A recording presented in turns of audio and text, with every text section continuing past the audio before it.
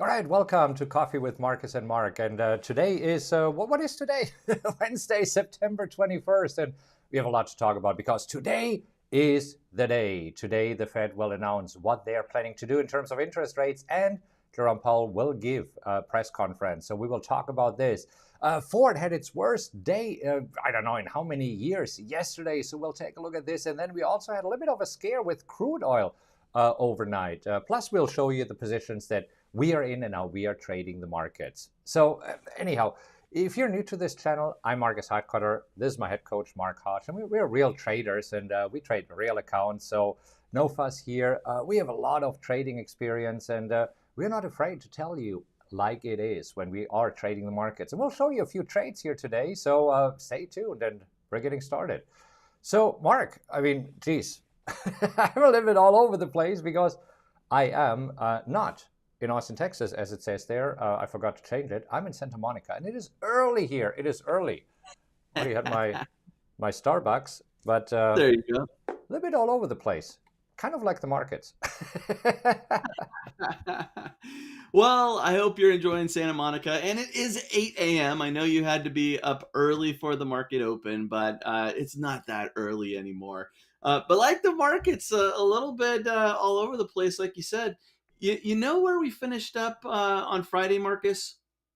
On 30, Friday, 38.73. And you oh see my that gosh. the S&P is now just 2 points above that. In fact, when we started the video, it was right where we ended Friday. So that is officially a diddle. That is what we call a technical term, a diddle. Yeah, and I mean, no surprise because today on the economic calendar, this is the day we all have been waiting for. It is all about the Fed. And so at 2 p.m. Eastern Time, we'll have the FOMC statement where the Fed will tell us by how much they are raising interest rates. And I looked at it this morning. I mean, pretty much unchanged for the last few days. Yeah, I mean, this is where the 75 basis point hike is priced in. That's what traders expect. That's what the probabilities are saying. And that would be a big hike. I think the third consecutive one, although there's a little bit in the 100 basis point camp. And you never know. You never know. But right now, people are betting on a 75 basis point hike. And so do we. I mean, we mentioned it yesterday. We're willing to take bets. If anybody wants to bet against us, just let us know before the meeting. So I think what will happen today is that the probabilities will shift. Yes, I think that today 75 basis points. But then when Powell grabs the mic and basically talks a little bit more what's going on, I think that he will reemphasize we are determined to fight inflation. And so we might see a change in the probabilities here after his speech, don't you think? Yeah, it could. And this is where the wording is so important. So you have these two phases of the day as the Fed wraps up their 2 day policy statement. You have the statement or meeting. You have the statement at 2 p.m. Eastern. You have the press conference at 2:30. So that statement on what their decision is and where we're at, 75 basis or maybe 100, the market reacts to that because now you have some certainty, but there's still uncertainty in what the Fed has planned and where they see inflation going. And so that's where the press conference is where we'll probably see more volatility. And that's where you said, Marcus, the future projections, which now have increased, I think by 50 basis point on the high side for next year.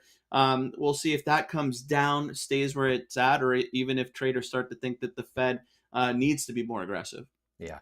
And honestly, I think a lot of this has been already factored in. Because if you think about it, this is the day in Jackson Hole where Powell basically said, we are committed to fight inflation. And there could be some pain. That's what he said here. Yeah. And if you look at what happened from that day on until where we are right now, I mean, the S&P is already down 8%. I mean, this doesn't mean that it can't get any lower, but I think Sure. a lot of this hawkishness of the Fed is already priced into the market.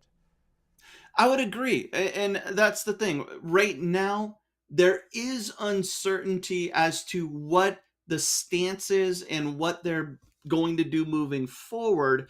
But any of that commentary that supports what we already know and really just reiterates his position that he made in Jackson Hole, that has been priced into the market. So I think that unless there's this huge surprise, the markets are due to rally after the statement. What do you think? Yeah, I mean, I see more potential to the upside today. Initially, it might be down, but we also Sure. know that it's typically a 2-day reaction. We have a first reaction today, and then usually tomorrow we have a reaction in the opposite direction. I mean, often we saw that on a Wednesday after the Fed statement, the markets first rally, and then on Thursday, they moved lower. So we'll see. Trade what you see, not what you think. But we also have some companies who are already saying, well, you know what, with the Fed getting more aggressive here, we will experience some pain. I mean, last week it was FedEx who already came out and say, well, we see a global recession possible. And then yesterday, Ford came out and also moved massively lower. Yeah, big down day for Ford, like you mentioned. Rebounding a little bit today. Broad market's up. Getting a little bit of a bounce, but down 12% yesterday. That's a nasty move lower. Yeah, I think it's the worst day in what, 11 years or something like this. It has been the worst day for Ford in quite a while. So a little bit of a bounce back here tomorrow. Now, before we talk about our positions and what we did today, so yesterday, the 10-year yield hit its highest level in 11 years. So we have to switch to a weekly chart to really see since 2011. This morning, still marching higher. I mean, look at this. Actually, no, this morning, sorry, I was on a weekly chart. Yeah. Slightly lower, but we just see how much it has moved higher pretty much since the beginning of August. Yeah, that's a pretty big move. And it's interesting because the 2 year and 5 year are moving higher. The 10 year just kind of staying put today in anticipation of the statement later. But that's a nice little march. Yeah, that's a 40% move. A Wow. 40% move. That's kind of crazy. Yeah. All right, so let's talk about crude oil because crude oil had a little bit of scare overnight. If you look at a 5-minute chart, we see that crude oil jumped from 84 to 86.50, but then basically pulled back to the levels where we were. Did you see the news there? Yeah, so it's kind of a twofold here. Right around the European session, you had this big spike in crude oil. You also saw a dip in the overnight futures markets. This is where Russian President Vladimir Putin he basically put nuclear threat back on the table, saying that he's going to potentially bring up 300,000 troops to tackle Ukraine and after some losses there, reinforcing his stance and what he plans to do. And markets didn't like that, specifically energy markets. Yeah, but I mean, then they're pulling back. And if we look at this, I mean, overall, right now, the markets after the initial scare are a little bit unimpressed. Also, natural gas Yeah, still coming down. I'm a little bit surprised by this, especially natural gas, since Putin basically just closed the pipeline that is supplying gas to Europe. I mean, not all yeah, of the gas, obviously, but it's a major part. So it is still at elevated levels here if you look at where natural gas was just a year ago. So a year ago, it was around $4. Right now, it's hovering around $8, so twice as high. But it has come down off the highs of $10. yeah. And I mean, this is where sometimes you get these overreactions and spikes. Again, how much of this is already priced into the market, right? Right. And we've had these big increases since February when Russia first invaded Ukraine. So there's always going to be reactions to news, and then things have a tendency to settle down. Then you see the true trend. Whether it's going to be higher or lower is something that is yet to be seen, but definitely a reaction overnight. Yeah. All right, let's talk about our trading. First, let's talk about the two trades that we did yesterday because these two trades, I think, were awesome. We got to talk about LVS. So we briefly talked about LVS yesterday where we said, oh my gosh, LVS was marching higher and we sold calls because we do have both a position in LVS and we sold calls above our break even, still below our cost basis, but we sold them at 43. And then we see that LVS yesterday had this massive reversal. And later in the day, we could close those calls at 80% of max profit. Yeah, on that spike, you have this big increase in volatility, and that's going to lead to higher option prices. So we wanted to take advantage of that with that spike, and we were able to do that. Mention that it looked like LVS was getting ready to break, and it did. didn't expect, or at least didn't hope for, was LVS to snap right back in the range. But we were able to sell calls, which is a big bonus. Yeah, and I mean, since I have 3,600 shares, I sold 36 calls at 25 cents, so that's $25 per call, giving me $900. And then later in the day, I could close it for 5 cents. So that basically gave me a quick $720. I mean, this is almost a day trade here. Yeah. So that worked out well. Another trade that we took yesterday was Visa. So I should add Visa to the watch list because we promised you that we'll tell you what we did here. That's where we sold the 187.50, right? Yeah, I really like this chart. Visa, MasterCard, very similar charts, but with this one, you see that there's some nice support going back for really years.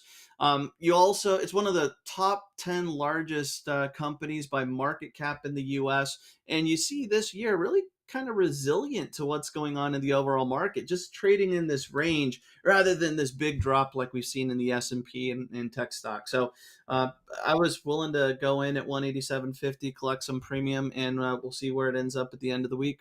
Yeah. So let's talk about our plan for today. So we have a few positions on. So we sold puts on Suncor already. We sold puts on Visa. I own Google. I own NVIDIA. I own TPR shares. And you have AMD. Now, going into today, because I am in 5 positions here, I didn't want to do anything. So today is really grab your popcorn and get ready for the fireworks that are happening this afternoon because we will see a reaction. And usually I'm just looking at the charts in the morning, and by now I'm usually done with trading. But today I want to see, because if we have a pop higher, and even if it is an initial reaction, volatility will explode. And this is where we might be able to sell some calls against our existing positions.